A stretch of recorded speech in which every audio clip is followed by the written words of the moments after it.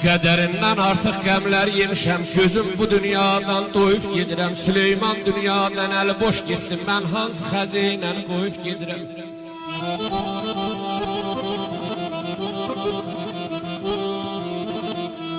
Qəbrim daralıqdır, verməyin ağız, yazıb göndərən yox yara bir kağız. Səmətli yatıqdır, məzarda yalqız, dilini sular kimi axıb gedirəm.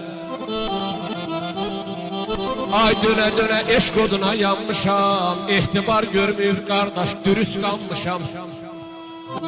Vallah şəmşirəm, gərdişə səhv inanmışam, kəlli başıma döyüb gedirəm.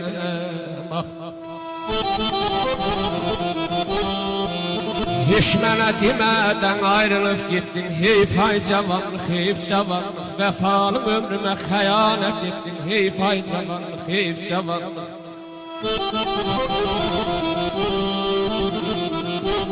Bir də gördüm əl çatmayan dağdasan, mən dərədə, sənsə güllü bağdasan.